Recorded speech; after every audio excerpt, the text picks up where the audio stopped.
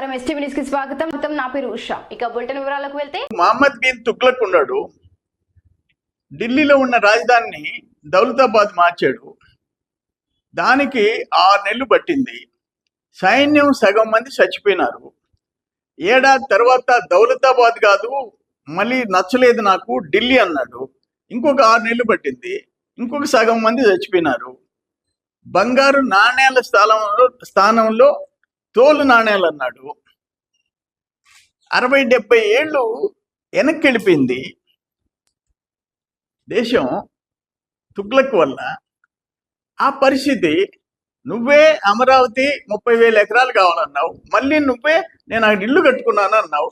మా నాయకుడు అక్కడే ఇల్లు కట్టుకున్నాడు, అమరావతికి మేము వ్యతిరేకం కాదన్నారు. 3 రాజధానులు అన్నారు. డబ్బ కొట్టారు మీరంతా. ముదురులు అందరూ ఉండరు, జూనియర్స్ ఉండరు, చదువుకున్న వాళ్ళు ఉండరు. మళ్ళీ ఈరోజు మావిగన్ అంటే దాన్ని పొగట్టమైంది. సోషల్ మీడియాలో ఏంటి పరిస్థితి?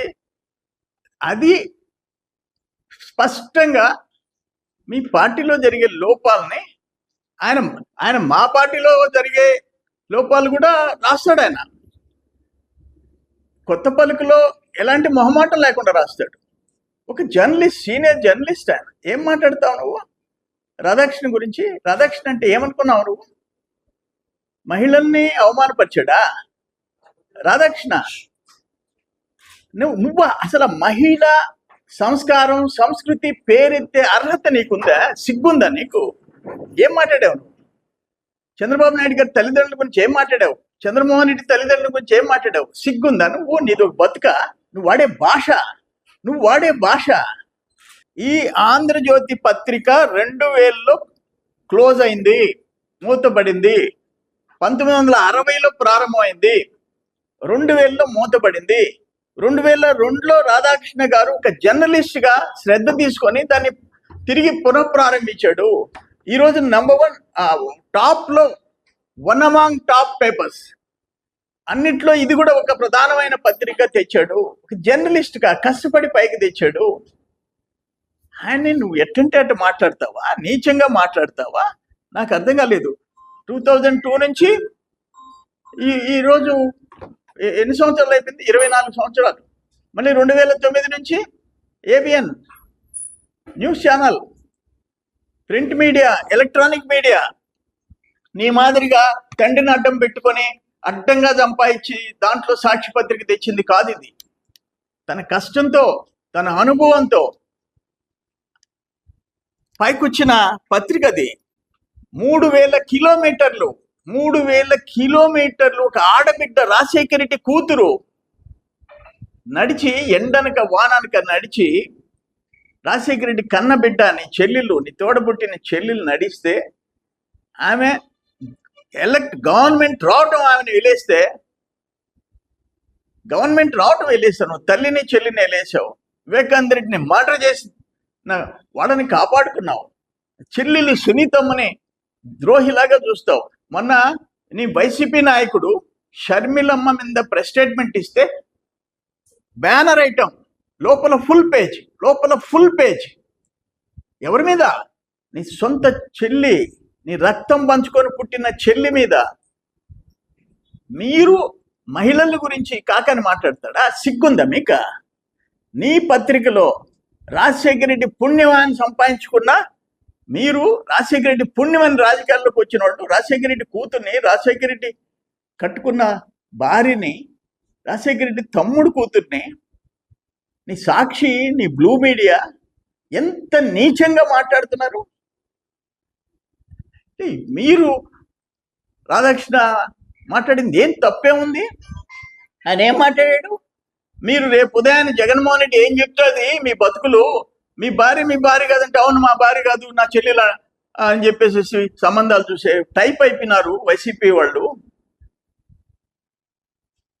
లోపల ఇంటర్నల్ గా ఇది కరెక్ట్ కాదని చెప్పే దమ్ముండేవాడు ఎవడు లేడు అని చెప్పి మాట్లాడినాడు. తప్పే, నిజమే అది. లేకపోతే షర్మిలమ్మని 3000 కిలోమీటర్లు నడిచిన షర్మిలమ్మ గురించి సాక్షి పత్రిక ఫుల్ షీట్ రాస్తుంటే సిగ్గులమ్మిక? రాజశేఖర రెడ్డి కూతురు కదా. రాజశేఖర రెడ్డి కూతుర్ని, రాజశేఖర రెడ్డి కట్టుకున్న భార్య గురించి సోషల్ మీడియాలో ఏ విధంగా ట్రోల్ చేశారు మీరు? మీ మనుషులు ఎట్ట ట్రోల్ చేశారు? ఎంత దుర్మార్గంగా ట్రోల్ చేశారు? సునీతమ్మ గురించి ఎంత ట్రోల్ చేశారు?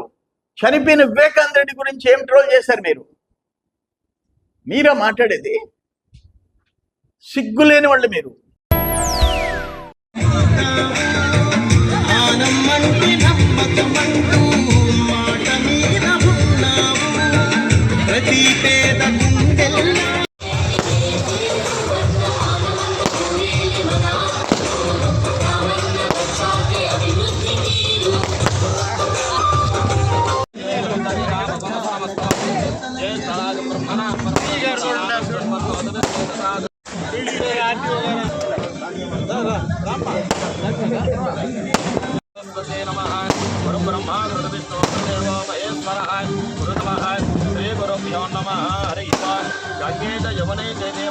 గోదావరి సరస్వతి నర్మదా శివగామిని రామదేవాయ నమో జ్యేష్ఠాయ నమో రుద్రాయ నమో కాలాయ నమో కల వికరణాయ నమో బల వికరణాయ నమో బలాయ నమో బల ప్రసన్నాయ నమో సర్వభూత గమనాయ నమో మనోన్మనాయ నమః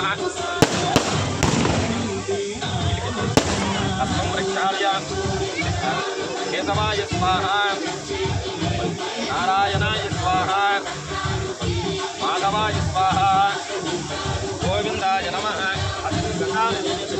దేవతాభ్యో నమః ధ్యాయామి లోపదీపానంతరం శుద్ధ ఆజమనయం సమర్పయామి.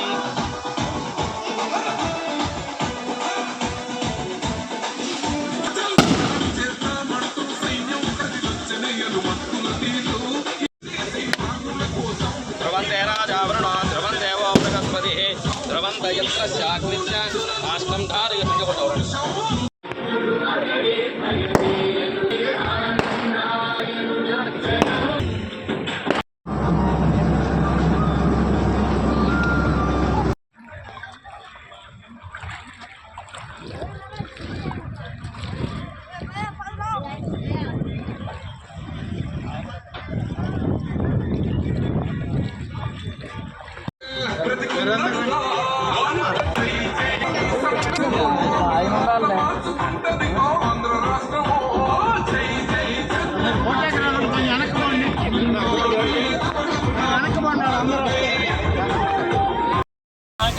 దేవతాభ్యో నమః.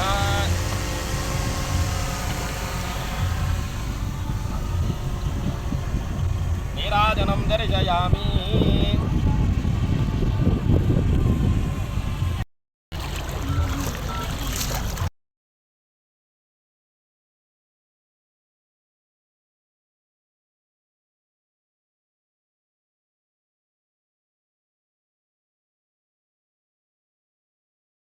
ఉంటే పూడికలకి ప్రాధాన్యత ఇవ్వండి.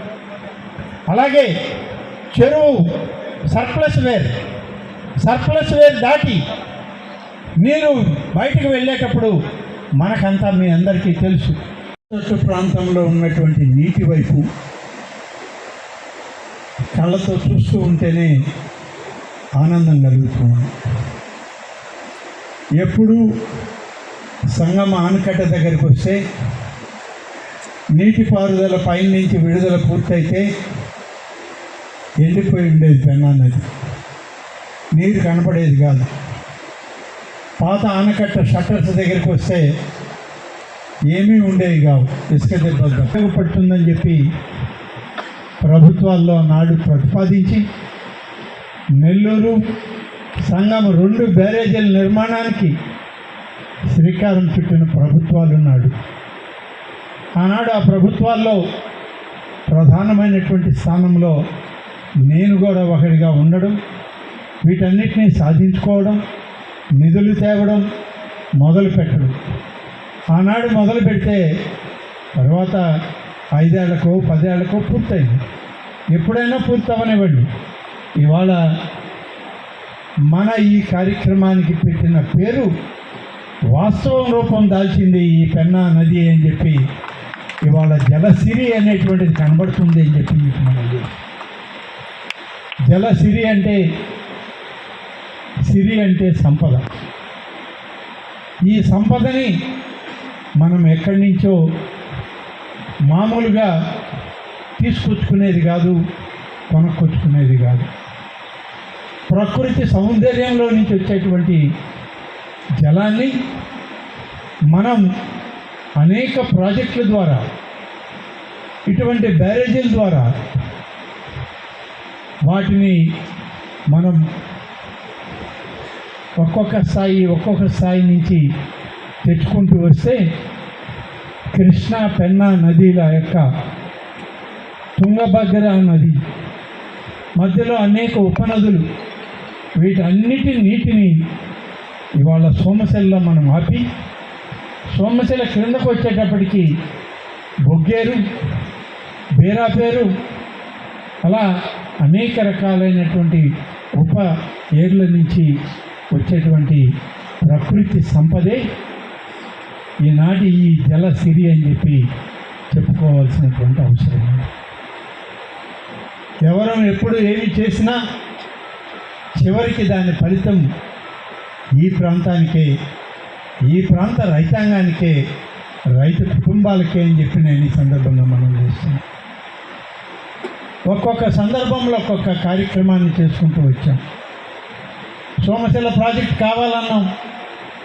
16 టీఎంసీలతో ఆనాడు సోమశిల ప్రాజెక్టు మొదలు పెడితే, తర్వాత దాన్ని 32 టీఎంసీలకి తీసుకెళ్తే, ఆనాడు ఉమ్మడి ఆంధ్రప్రదేశ్ ముఖ్యమంత్రిగా ఉన్నటువంటి జలగం వెంగళరావు గారు వచ్చి శంకుస్థాపన చేస్తే, తెలుగు గంగ ప్రాజెక్టులో అంతర్భాగంగా సోమశిలను తీసుకొచ్చి 78 టీఎంసీల రిజర్వాయర్గా చేసి డాక్టర్ ఎన్టీ రామారావు గారు ఆనాడు శంకుస్థాపన చేస్తే, ఇట్లా మార్పులు జరుగుతూ ఇవాళ చివరికి 78 టీఎంసీల సోమశిల రిజర్వాయర్ని తెలుగు గంగలో అంతర్భాగమై ఇవాళ మన ముందు సాక్షాత్కరించింది అని చెప్పి మీ అందరికీ ఒకసారి గుర్తు చేస్తూ ఉన్నాం. అందులో నుంచి మళ్ళీ వచ్చింది కండలేరు రిజర్వాయర్.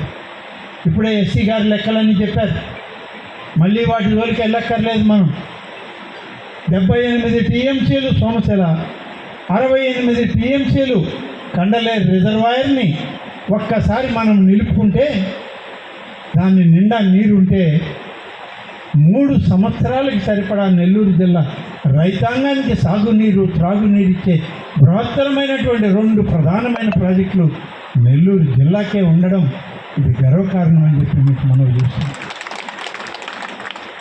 ఈ రాష్ట్రంలో మన శ్రీశైలం, నాగార్జున సాగర్ ప్రాజెక్టులు తప్ప 2 రిజర్వాయర్ల నుండి 160 టీఎంసీల నీరు ఉన్నటువంటి రిజర్వాయర్లు ఉమ్మడి ఆంధ్రప్రదేశ్లో కాదు, ఇప్పటి ఆంధ్రప్రదేశ్లో ఏ జిల్లాలో కూడా లేవు. ఒక్క నెల్లూరు జిల్లాలోనే అది సాధ్యపడింది. ఇది మన అదృష్టంగా మనం అందరం భావించాం.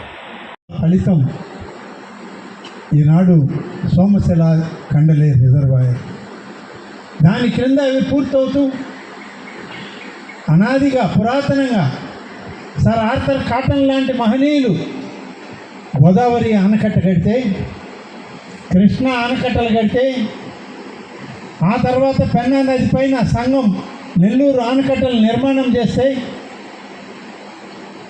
అప్పుడు ఈ ఆనకట్టలు దెబ్బతినిపోతున్నాయి. ఇప్పటికే 120 సంవత్సరాలు దాటిపోయింది. నీరు పెట్టినా ఆ నీరు కింద నుంచి కారిపోతూ ఉన్నాయి, లీక్ అయిపోతున్నాయి. చేసి టెండర్లు పిలిచి ఇవాళ ఏసుపేట మండలంలో 13 చెరువుల్ని జలధార కార్యక్రమంలోకి తీసుకొచ్చి ఆ ప్రాంత రైతాంగానికి అందించబోతున్నామని చెప్పి మీ అందరికీ మనవి చేస్తూ ఉన్నాం. ఇలా 13 గ్రామాలు, 13 రిజర్వాయర్లు. ఈ మొత్తానికి నెల్లూరు జిల్లాలో 78 పనులు 45,17,55,000 రూపాయలు మంజూరైనవి. ఈ మంజూరైనటువంటి ఈ మన జీవోలు కూడా ప్రభుత్వం ఇవాళ ఇచ్చి టెండర్లు పిలిచి పనులు చేయమంటాము. అలాగే ఇవాళ మనం చేసే పనులు, ఈ జలధార కార్యక్రమానికి 1979 పనులు 62 కోట్ల రూపాయలతో పూడికలు తీసే కార్యక్రమం చేయాలి అని చెప్పి మన గ్రామీణ నీటి సలహా శాఖ వాళ్ళు ఇవాళ మంజూరు చేయడం జరుగుతుంది. దీనికి ఆత్మకూరు నియోజకవర్గానికి ఈ 62 కోట్లలో మన జిల్లాకు వచ్చింది. ఆత్మకూరు నియోజకవర్గానికి 12 కోట్ల రూపాయలు కేటాయించారు. ఈ కాలువలు పూడికి తీయడం కానీ, చెరువుల్లో అవసరమైనటువంటి పూడి తీయడం కానీ, సర్ప్లస్ వేర్లు పూడి తీయడం కానీ, ఇలాంటి కార్యక్రమాలకి ఈ యొక్క నిధులు వాడుకోవడానికి ఇప్పటికే నిధులు మనకు అందించడం జరిగింది గ్రామీణ నీటి సరఫరా ద్వారా. అలాగే ఈరోజు తుఫాన్లు వచ్చాయి.